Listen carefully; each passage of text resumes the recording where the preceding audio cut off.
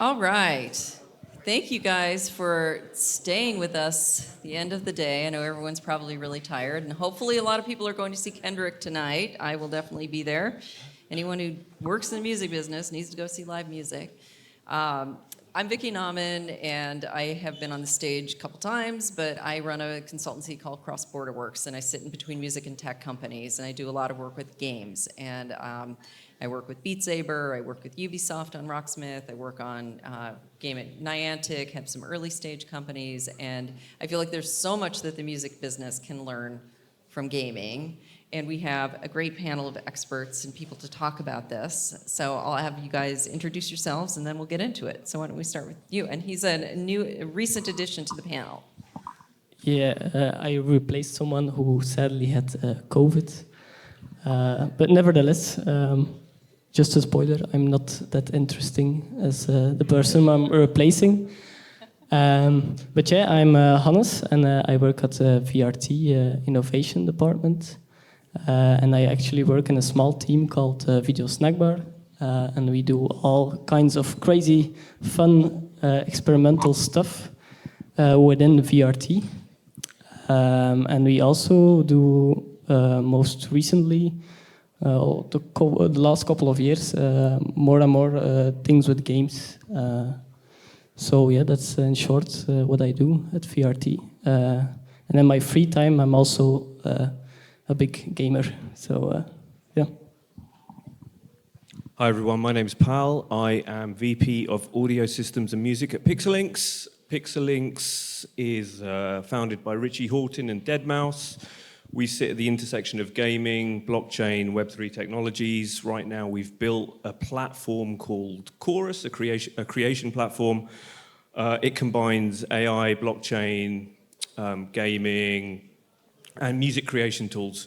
And it's aimed at gamers and it's aimed at creators. And within that ecosystem, we're launching a number of different apps and applications that we're testing. We're seeing what resonates with audiences quickly. So we're building a lot of MVPs. So we try and understand what's the smallest thing that we can build, that we can test and see what signals we get in terms of what we want to build and really put our resources into.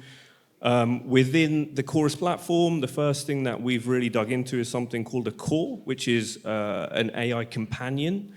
It's similar to a digital character or an avatar. And with the core, you can create generative AI music. So you can select what stems you want to go into the core. It then outputs something in relation to the stems that you've chosen. Because of the people that we work with, obviously Richie Horton, Deadmau5, we've got access to really high quality music. You know, as part of my job there, I've built an AI team. So we've built a recombination system.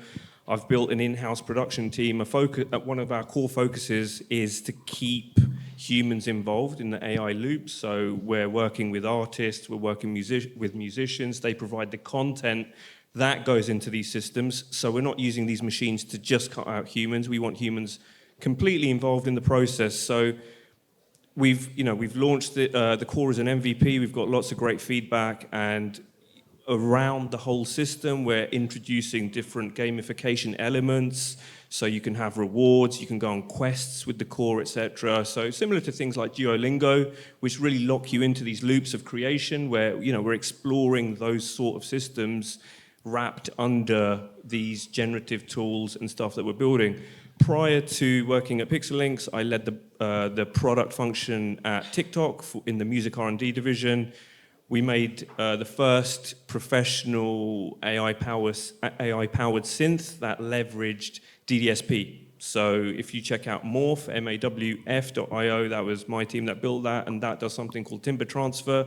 You can put your voice into it, and depending on how you've trained the model, it can turn that voice into a saxophone, it can turn you into a cat, it depends on what you've trained the neural network on. So I've always been sitting at the sort of intersection of gaming, music, etc. A bit of a gamer myself, a bit of an old school gamer, actually. And I'm also a music producer, and I was a DJ when I had time in my life, but that's gone now. I'm that guy right there. Yeah, Arabian Prince, formerly one of the founding members of the Rock and Roll Hall of Fame rap group NWA, blah, blah, blah. My current job, I am now the chauffeur and personal valet for Ted Cohen. But I'm sorry. anyway, I've been in this tech space, believe it or not, for 42 years. Everywhere from music tech, video games, visual effects. I did all of the visual effects on the first series of the Power Rangers. Yeah, so I've been in this industry a lot, long time. I'm the CEO of a company called GOAT now. We have a big streaming gaming platform with a lot of people on board. So yeah, I'm happy to be here with my favorite person, Vicky. Fantastic. So the gaming industry is bigger than film and music combined. A lot of people don't realize that. And for years, I was one of the people always kind of shouting from the mountaintops to the industry of look at gaming, because they're kind of, both gaming and music are intellectual property based, but totally different ways of approaching the market. Gaming, it's, oftentimes free to play, low friction, global distribution, and all the money is being made out of engagement and in-app purchases. Whereas music industry, high friction, high barriers to entry, lots and lots of ways of, getting money up front and, and hoping that things will happen down the road. And so, but these industries have traditionally been really far apart, and a lot of gaming companies have just worked with composers instead of working and licensing commercial music or partnering with the artists. But we're seeing a big change in that, and we're seeing a lot more artists who are gamers, who want to have their music into games. They want things to be more meaningful, and increasingly labels and publishers really interested in getting those sync licensing fees. But let's talk a little bit about, why does gaming work? What is it about this engagement that really seems to work? Because gaming is becoming mainstream, and it is also people are using gaming engines, Unity and Unreal Engine, to build things as boring as HR applications, because it's all based on engagement. So let's talk a little bit about that, of why does gaming work? And Arabian, I want to start with you, because I know you've done a lot of work on this in, not just in gaming itself, but kind of bringing gaming into other worlds. Yeah, so we did a study like a long time ago about gaming, like why are people so enamored with games? Why do people play games, And people 70, 80, 90 years old play games, Candy Crush, things like that. It's because of the fact that you conquer something. That's the key. We used to play that little game where you used to put quarters on your shoulder, or no, on your elbow, and try to flip them and catch them in your hand. First you start with 1, then you go to 2, then you try to do 10 or 20. Just that thing, like I did that, right? That's what the gamification thing is. And when I was working at one of the gaming companies, we tried to figure out how to make the games better. And what we found out is you had to make the games really easy in the beginning, right? Really easy so people could start playing them. Then you made them progressively harder. But you would always make it really hard for a while, but then it would be easy again. It's this kind of trickery, this euphoric thing where you accomplish something. So I think that's the key, in adding that music element to it as well gives you the best of both worlds. So it's one of those things that I think is going to keep growing as people understand that now we can gamify other things, like you were just talking about, gamifying HR, gamifying healthcare, teaching kids how to have better hygiene through gamification. So I think it's pretty much the core value of our human psyche, and it's just going to keep growing in other industries. And it's not just the sense of accomplishment, but it's like all these little rewards. And so you get to level up, you get the leaderboard, you get recognition among your peers. And the microtransactions for the companies. Exactly. What about you guys? What are your thoughts about engagement and why that works in games? Yeah, I don't know. For me, playing games, like you said, gives a sense of accomplishment that you don't have when just watching TV or something. So yeah, I'm talking about more of the broadcast background here. And yeah, for me, it's all about that interaction and a sense of accomplishment when you game. And yeah, the gamification of things, and indeed we see a lot of things related to games in places we don't expect them to be. And for us at VRT, we're also experimenting a lot with virtual production. So we also use Unreal Engine to create our studios. So yeah, that's one of the examples I think we also do. And Paul, as you described what you're doing at Pixel Links, I want to go into that a little bit around engagement and how are you building engagement and rewards into this experience? I know it's early, but still. So we are looking at pretty much as I said earlier, like we're looking right now, users can make music through these things called cores using these AI technologies we have. But making music is one thing. What's the purpose for making music is what we're looking for, is what we're searching for in terms of when it comes to this product market fit. Because you could have these generative tools, but what is the actual purpose of making that music? Now, if you wrap gamification into that purpose in some way, there's different tracks you can take. So one of those is a mechanic which is tried and tested, which is the continual play mechanic, and that was used by the Tamagotchis, for example. So imagine you make something in the gaming space, and when you create music, it motivates the creature to live or thrive or take some kind of action. So giving a purpose to something through these fun activities. There's obviously lots of different tracks. There's in gaming, like there's continual play, there's hyper casual games, but how do you wrap music into those? But music itself is so powerful as well. Like it's games themselves, they are audio visual experiences, and music just augments a game. Like, can you imagine playing games without having any music in them? Like for me, music has always been part of games. Like there's something happens to me when I hear, like, even like today, like I'll hear the theme tune for Mario come on, and it just evokes some kind of emotion in me, right? And I think that's happening. They're so intertwined, music and gaming, and it's been so intertwined for so long. And now I think gaming itself is such an amazing opportunity for music and artists to really push out their music, engage communities, piggyback off what's happening. Like the way music is consumed in games is changing. Like I remember, people say like you're exposed to new music. That I would challenge that. Like I would say like when Grand Theft Auto came out, like you were hearing these old school playlists. So new music, what does it mean? For a younger generation, new music might mean old music. So like I'd be driving around like running people over, and I'd be listening to some Cameo, which I'd never heard before, and I'd be loving it. And there's so many avenues you can take here. So we're just exploring different mechanics for how we can apply gamification in conjunction with the creation of music. So in gaming right now, there's a massive push for user-generated content. That's obvious across all these platforms that are opening up all these creator tools. It goes without saying, music is going to be part of that process. The user-generated content, opening up music libraries, content, stems. Already, you've got something. I was speaking to Stinger recently, and they have one of their biggest revenue streams is they license music out. And people can cut up different bits of big songs, right? So like I could be opening a door in the game, and like there might be a song that says open the door, and it's called an emote.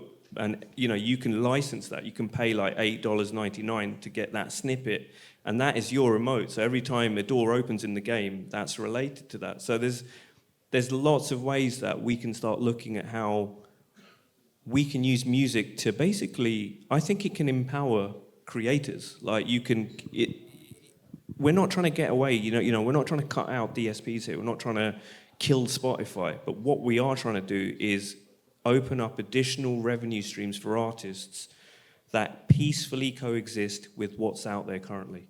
Well, exactly. And we have, when you think about the DSPs and the social media platforms, UGC platforms, that those are completely different kind of engagement around music. And it was interesting you talked about discovery, because Deloitte just recently did a study They found there's 3 billion gamers, and they found 49% of those gamers through a study have said that discovering new music is very important to them, to the games. And so you think about where else can you find 1.5 billion people spread geographically all over the world who are looking at in a very deeply engaged experience, and they're discovering more music from it. And you associate that music differently than you do when it's just playing in the background of your house. But let's talk about the artists, because that's also a really interesting phenomenon, is the fact that we have artists who are gamers and artists who want to do more than just play games. They want to have their music in the games. And maybe you could talk, we could start with you, because you could talk about this experiment and some of the things that you've been working on. Yeah, right. Well, at first, I wouldn't call myself an artist, not at all. But I tried to make music myself. And I also have a background in PA mixing for bands. And one day I was wondering, because I always used to have, when I was doing those PA mixes for a musical band, I always had one, like an old grumpy woman or something that came along, and she says to me, yeah, the bass is way too loud. But then someone else comes along and he said the bass is too low. So for me, an ideal PA mix is sometimes something personal, and that I started thinking about that concept, and then I was like, what if the people could make their own PA mix? But yeah, how do you do that? It's not that easy. And then I looked into Unreal Engine, and I actually put on a little experiment. So I recorded a song in multi-track, and I put each track in Unreal Engine. I put some basic 3D models of musicians. So visually it was like really shit, but it was part of the experiment. And what I did is I experimented with some spatializations of Unreal Engine, and also the attenuation settings. And I tried to create an environment where a player could join the room, could listen to the song, and by just walking around could make his own mix. So for example, if he wanted to hear more bass, he could stand closer to the basses. So and it worked out so. But it was a fun experiment to do, and it's been a year since I did that experiment, and I mean, there are some possibilities to have more interaction within game engines to do something more with your music, and that's what it's all about. And I could maybe do a second experiment where I do like the live music and make it bigger and try to have it more immersive or something. But it's one thing I tried to do last year. And Paul, you have two really prominent artists, producers as co-founders. Are they gamers, or what was their motivation in Pixelinks? Yeah, I mean, look, Richie is a legend in the techno scene, so he's been around since the dawn of that scene. And deadmau5 is obviously another huge figure in the electronic dance music scene. And both of those, they're both technologists. They've always been looking forwards. If you look at their partnerships, their background, deadmau5 himself is actually a programmer. So before he got into music, he was a programmer, and he got his mouse. He got his name by finding an actual dead mouse in his PC. So he found a mouse that was dead in his PC, and that's where the name comes from. So he's always been a gamer. Richie's always been a gamer, and they've always had an eye on the future. And when our CEO approached them via their managers, Dean Wilson and Ben Turner, they were very interested, and being sort of future thinkers, they jumped at the chance to be riding this wave that they saw was coming. So it was very easy to get them on board. And Ruben, you've talked about being a gamer before you were even an artist. Tell us more about that. Yeah, so when I was young, when I first started making records, I made my first record when I was 16. And a couple famous friends of mine, Dr. Dre, Ice Cube, all those guys, we all grew up together. And there was a moment where I got an aha moment. I was, playing games like everybody else. And when we used to do little small tours when we were young, we go party, drink, hang out, stuff like that. And then one day, I can't remember, it was 80, somebody got to, I'll look it up, but Coleco came out, the little handheld Coleco games. And when that happened, no one wanted to party anymore. Everybody wanted to sit there and play these stupid video games with their little pixels. So we would be in the van or right after the show, we're backstage like betting money on this game, like, all right, I'm gonna win this football game. And I'm sitting there going, this is like the new crack. Because my buddies who always would go get beer and drink or smoke, they're not doing that anymore. They're playing video games. Like, what is this, right? So the craziest thing happened for me, I think she knows the story. I'm like, all right, I need to get to the bottom of this. And I had already been doing animation for a company called Saban. We were doing all of the Fox Kids morning cartoons at the time. And I got invited to a meeting from Saban at Fox. So I go to Fox one day, and we're talking about the cartoon stuff, and they had just made an announcement saying Fox has now started Fox Interactive, video game division. I'm like, oh, I need to be over here. So I was talking to some people and say, how can I come over here and work, at Fox in this gaming thing that says, well, do you have any gaming background? I'm like, well, I play games, And they knew who I was. They were like, well, why are you working anyway? Like, you make records. Like, why are you here? I'm like, I just like doing tech stuff. So they wouldn't let me work at Fox because I knew nothing about games. And I think they got mad because I told them, you guys don't know anything about games either because it's new, So what I did was I had a friend, and I started working at Fox as a game tester when I wasn't on tour. And I literally sat there and played video games, testing games, learning the inside workings of Fox. And once I figured it out, I left and started my own game company. So that's kind of how I got in and figured it out. But it's one of those things where it just grew so fast, from nothing to now. And, I was, I'm not bragging about this, but I used to be a e-sport champion before we called it esports, because I used to play against Fatality and all those guys back in the day, and Quake and all of that stuff. But, it's a $1 trillion business now. $1 trillion business. And, we're right in the middle of it. It also seems like there was a point in time where there was like nerd culture, which was game culture, and then there was cool culture, which was mostly rock and rap and but these cultures are really blending now. Is that something that's just come to the surface, or has it always been there? It's always been there, and I remember when I first started going to like the gaming conventions back in the 80s, I had to dress different. I couldn't go looking like a gangster rapper. So I would, put on my little whatever. As a matter of fact, I used to put on my Mario shirt. I had a Mario shirt, way back in the day, my little Nintendo stuff, just so I could blend in, because you didn't fit, because you had to be a nerd back then. And we all were nerds, but you couldn't show it on the outside. And, it's funny you mentioned how this whole thing is blended together. Tomorrow night, Travis Scott, one of the biggest, crossovers between rap or just music in general in video games, in Fortnite, right? Nobody did those numbers, I don't think, since then.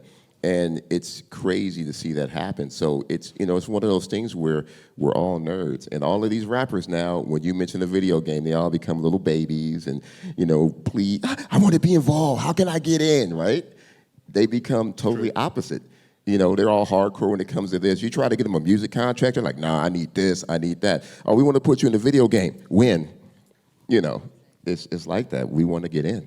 It's really true. And, and I've been doing like licensing and business deals in music for 20 years. And this is the only time in my entire professional life that I have had labels, publishers, and artists chasing me. It's always me chasing them. And now it's different, and it's only games. It's games, this band wants to get in the game. How can this band be in the game? This band wants to be in the metaverse. How are we going to do this? And I think there is something that's happening, and I do kind of feel like everybody played games, but it just maybe wasn't as cool to talk about it. And now it's just totally mainstream, and there's so many different games, and everybody's just letting these two worlds collide. Yeah, 1,000%. I mean, these guys know, and especially I think I saw deadmau5 at a couple of the gaming conventions, just walking around, hanging out. Yeah, he'd be there. Yeah. I mean, I was speaking to Ollie yesterday, and he works at BeatStar Games, and he was instrumental in creating that game. And I think they did 120 million in revenue last year with a team of 15 people, and they're just doing huge numbers, and they're pushing, like, they're making so much money for these large labels now. Like he was saying, some of the tracks that people get signed to these games make easily $150,000 per year just off royalties. So it's a very lucrative market if you get in and that music resonates with these communities. So if I was an artist and I was doing good numbers, I would 100% be looking at somehow getting my music into games in whatever way that is. When I first started working with Beat Saber, it was just an independent studio in Prague, and it was the only game. It was in the VR store. It's a rhythm game, and we were licensing Imagine Dragons, and we had used like Monster Cat and and some independent music, and then this was our first big play. And I remember going to one of the major publishers with a deal, and it was a very small advance, and it was less of a rev share than what they wanted. And so they were pushing back, and they were like, "What? This is terrible. We don't want to do this." And I was like, "Just trust me. Just try this. We have tons of users. I think this is really going to work." And it's in-game purchasing. And he was very reluctant, but agreed to take a chance. And then we started sending him checks and paying them royalties. And he's like, calls me up. He's like, "We love this game. This is great. How can we get more music in it?" And of course, he never played the game. He just liked checks coming in. And that's the thing that I think, the music industry, it's there is revenue, but a lot of it is, like you don't want to just get your money up front in games. You want to get that purchasing. You want to get a piece of the action where users are actually engaged in buying an app. Yeah, 1,000%. I did a little song back in the day called Supersonic, right? And that song is in a whole bunch of games, Dance Dance Revolution. I think it's even in, I have a few in Grand Theft Auto. And it's the same thing. Every quarter, I get this check. I'm like, ooh, that's bigger than my royalties from music, from record companies. I'm actually making more money off the gaming stuff than I am off the record stuff. And it's a tragedy, but I love it. And when you're thinking about like where you want to take Pixel Links, how is this about artists? Is it about labels? Like, is this just about casual creators and letting them play around with anything? Does having deadmau5's name in there make a huge difference? You think? Good question. My whole ethos with this is, as I said again earlier, it's about opening up additional revenue streams for creators and artists, so empowering them to be creative. I mean, like, the problem with the DSPs right now, as I see it, is you're kind of forced to do mainstream music now. Like, when vinyl was a thing, you could take risks. You could make abstract music, and you could sell 1,000 vinyls, and you'd make decent money. You'd still be okay, but with everything being digitized and the volume of streams needed now to be able to make money and live as an artist, if you're not touring and you're not selling vinyl, you're kind of almost pushed into making the bigger genres on these DSPs, on these streaming platforms. And you look at music from before, and I think people, like, maybe I'm opinionated here and I've got this wrong, right? But my opinion is that people took more risks with the music. There were different styles of music, there were different genres, and I would love, with the platform we're building, to enable artists to make more money, and as a result of that, be able to take more risks and be more creative. Like, that would be a dream for me. And I'd also, the other side of that funnel, right, is on one side you've got the creators and artists, and on the other side of the funnel, because you've got to think about two distinct sets of needs, on the other side of the funnel you've got the fans. So how can you get fans to engage through the medium of gaming more deeply with the artists? So if you're an artist, maybe you could have a live event, or you could get fans to go on a quest within the game and find certain things. You know, one of the things that we trialed before, we were leveraging Niantic Lightship using AR technology, and we'd set up with spinning records at Amsterdam Dance Event last year. We'd set up a thing where you had to go and find certain things using AR technology in this app we spun up for fans of that label, and you'd go into the event, the spinning event, and you'd find things around the arena, and once you'd found all those things, you would get access to the latest spinning release that was unreleased. So, I mean, being creative with this technology, there's so many opportunities out there. So it's all about engaging the fans, connecting fans, empowering creators, and I think those are the values that underpin all of the things that I'm doing. And I think it's important to have a strong mission in what you're doing with this, because, you know, as a musician and an artist myself, I understand what they go through and the struggles they go through. So we've had a lot of discussions in the last couple of years about the metaverse and about virtual worlds. We have Roblox and Decentraland, Sandbox. Lots of companies are building in this, but gaming is going to be a foundational layer in any of these worlds. You know, you're there to be social, you're there to play games, you're there to maybe listen to music, but you're in a virtual world.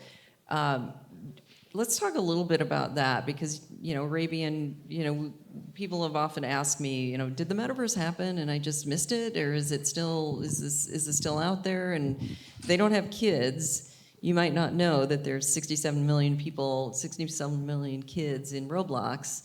But talk a bit about where the gaming and metaverse collide. Yeah, so I often tell people the metaverse has been around for 40-something years. I mean, if anybody in here who plays RPGs, who's played RPGs back in the day, or, there's look, this guy right here, look at him. He's like, yeah, you've been in the metaverse forever, right? I mean, you lived in the game. If you go back to, EverQuest, Asheron's Call, all these early RPGs, people live. Matter of fact, I think EverQuest continually, I think it's like a 20-year run where it was just a continual game. Like they would release a new game, but it was just still going on. It never ended. It was just, there's another world, there's another world. Same thing with, Roblox and Fortnite. It's a continual thing. They release new features, but these kids, they live in the game. They talk to their friends in the game. They don't even play the games anymore. They make up, they hang out and do other stuff, listen to music, chat with whatever. But yeah, the metaverse has always been here, and I think the biggest problem with the sandbag, I call it. I don't call it sandbox. I call it sandbag because it's not that good, and I hope they hear me. Decentraland, all of these ones that spun up these massive worlds, thinking they were going to get the adaptation that these games got, they never understood what the real metaverse is. Right? It's not something that you create and hopefully people come in. It's something that's there, that's fun, that people create other stuff in it. Like you mentioned, the game you just mentioned, that I mentioned, I'm old and I forgot. I'm having the Ted Cohen moment. Anyway, but anyway, what's the game you just mentioned? Mario. No, the other one, the gangster game. Grand Theft Auto, there you go. Grand Theft Auto. Yeah, GTA. So GTA, they're actually doing sitcoms in Grand Theft Auto right now. People are creating new content with games that are metaverse-ish because they have these massive MMO world, massive multiplayer worlds. And I think that the companies that are saying that we're going to create the metaverse, they're trying to force people into a world that they shouldn't create. It should be something that people create naturally. And I think that's what's going to really, really take off is when we let people create, and build. So. Well, and there's also, there's for people who are not necessarily gamers, there's skepticism about this, and there's skepticism like why would you go and meet up with friends as an avatar? That makes no sense, and that's go out and ride your bike. And there's nothing wrong with going out and riding your bike, but their kids this is incredibly natural. They're meeting their friends, they're having meaningful relationships in games and virtual worlds. they're hanging out, they're doing all of the things that kids do. And, as they're aging up, this is a new generation that I feel like, we used to talk about digital natives. When digital music was first starting, that there was a generation where using a phone for music was really natural instead of buying a vinyl album. And this is the same thing, that's the phenomenon that's going on right now, is that these kids are in these worlds. It makes total sense to them. If you're an industry executive or someone, you've never done it, try it, create a free account, see what's going on in there, because this is a generation where this is going to be an enormous part of how our music is exploited. And talk a little bit about the virtual world aspects of PixelLinks as well, because you're definitely building the social experience. Well, we're building more of a creator ecosystem. So in that ecosystem, we're going to be launching different little products. So it's not really a virtual world per se, but it's more a platform through which we're going to launch a number of sub-projects, different apps. We're going to do DNA. One of the things that we are going to be doing is powering something called Artist DNA. So as an artist, we've got a number of different IP items. So that could be my biography, right? So with these generative tools that we've got now, imagine taking your biography, putting it into a generative system, and then making a comic book series of that. Because, as a person who grew up buying records and CDs, I always used to read the CDs and look who mixed the record, who produced it, what's the story behind this, who are they giving shout-outs to. I guess I was a super fan. But to those sort of super fans, imagine like I make an album and I've got a little biography, I can feed it into a generative system, and then from that output is a piece of art, is like a comic, and that can be, you can create an NFT with that, give that out to people who buy your album or something. So there's lots of ways that we can start looking at really empowering artists and the content they have through these new systems that are available to us. And as I've always said, it's about creating more revenue streams and opportunities for artists, as well as creating more intrigue, excitement, and engagement with fans. So we're trying out a number of different products, a number of different apps and different generative systems. We're wrapping these all up into our Chorus platform, which is a creation platform that combines these different technologies that I've mentioned. So generative systems, blockchain, gaming, and music creator tools. And we're also going to be wrapping into that very soon text to speech. We're looking at voice-to-voice models, so you can convert your voice into different things. It's an exciting time for us, and especially my team, to be building in this space, because we're really sitting at the forefront of a lot of these emerging technologies. So creative. I could literally talk to you guys about this all day, but we're close to time. But if there are, is there any, take one question, if anybody has it? All right. It's the guy in the metaverse.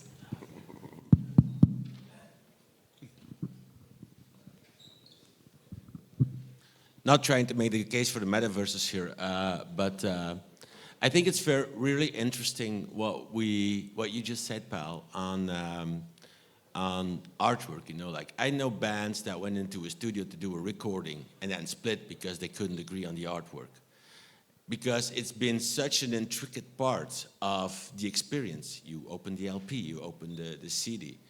What are your thoughts on when you're releasing a new album, there's always a story about it, and then modeling a 3D world. It's not like about a game. It's not about metaverse, but let's tell the story through 3D and VR. Any thoughts on that? So when you're talking about a game, for me, a game always has a lore, has a kind of underlying story, and any of the artwork, in my opinion, should be reflective of that lore. So when you create something, it's gonna be reflective of a narrative, a kind of mood, and this is where music augments that as well. So you're not gonna have children's music in a horror game or something, right? You're gonna have music that's reflective of that. So it's really up to the creators, but I think you've got to have a real vision when it comes to the game of what you're doing. What's the game about? What message are you trying to get across? How does the artwork convey the message, the lore, the story, the narrative? And I think you need to create with that lens. So I don't think there's like one answer to this. It's a very intricate answer. There's a lot of nuances to it, but I think it's always about having a core mission of the game, a view of what you want it to convey. I don't know if that answered that question. We're all still confused, so no Yeah. problem. Good. Big round of applause for these panelists. Thank you.